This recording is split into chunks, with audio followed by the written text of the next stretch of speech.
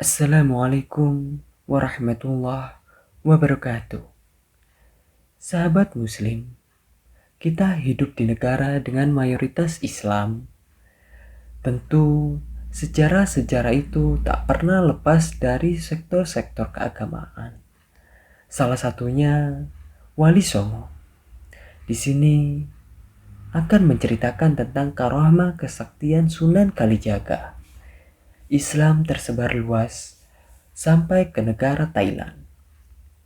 Kesaktian Sunan Kalijaga konon membuat ajaran Islam tersebar luas hingga ke negara Thailand.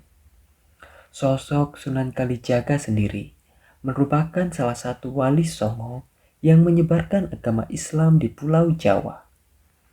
Sunan Kalijaga merupakan putra dari Adipati di Tuban, Arya Wilatikta, atau yang dikenal dengan Tumenggung Wilatikta.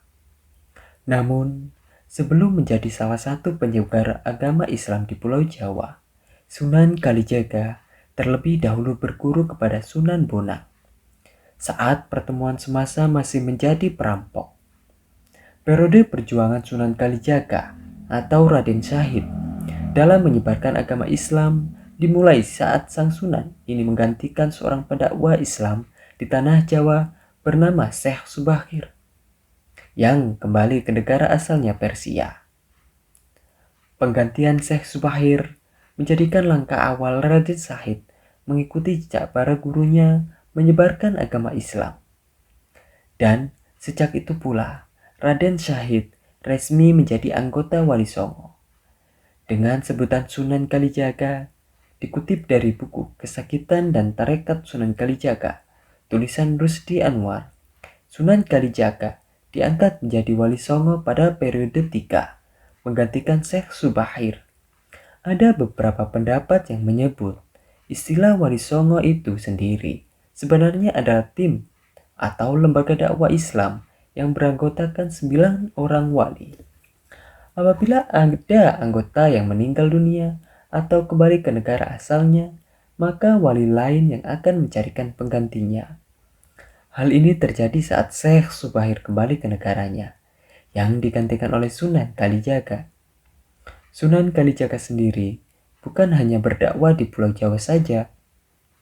Bahkan sebelumnya, Raden Syahid sudah pernah memulai dakwanya saat berada di daerah Pasai, Semenanjung Malaya, bahkan sampai di wilayah Patani, Thailand.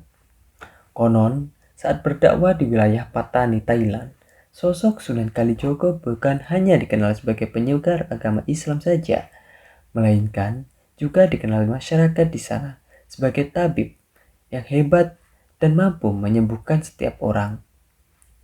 Nama Raden Syahid kian dikenal masyarakat Thailand, bahwa Sunan Kalijogo berhasil menyembuhkan penyakit yang diderita Raja Patani.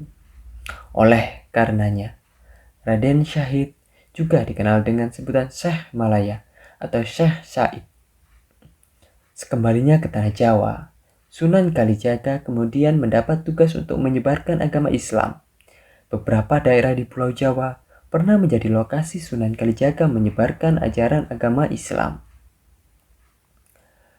Ada 3 daerah yang dicatatkan sejarah pernah menjadi lokasi tempat penyebaran agama Islam dari Sunan Kalijaga. Daerah pertama, Cirebon.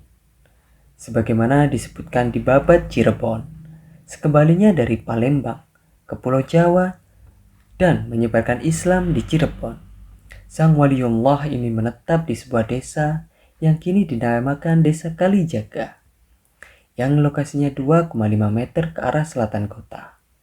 Cerita menarik datang saat awal kedatangan Sunan Kalijaga ke Cirebon.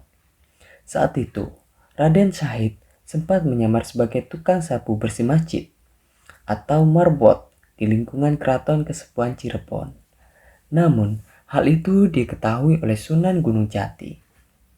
Selain Cirebon, Yogyakarta juga menjadi tempat di mana Sunan Kalijaga menyebarkan agama Islam. Sunan Kalijaga berdakwah Islam tepatnya di daerah Sendang Kasihan.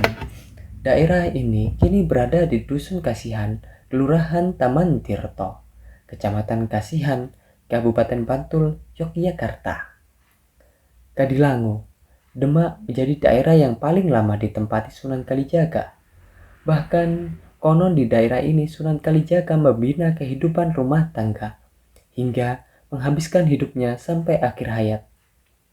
Di sini terdapat sebuah situs sejarah yang diyakini berhubungan erat dengan kiprah Sunan Kalijaga. Salah satunya sebuah masjid yang dinamakan Masjid Sunan Kalijaga. Lokasinya berada di Desa Kadilangu, Demak. Tepatnya berada beberapa meter ke arah timur kompleks makam Sunan Kalijaga dan makam istri, serta ayahnya Arya Wilatikta. Sekian cerita dari Sunan Kalijaga. Semoga setiap video ada hikmah yang bisa kita serap dan kita pelajari, sehingga ke depan hidup kita akan lebih baik lagi. Wassalamualaikum warahmatullahi wabarakatuh.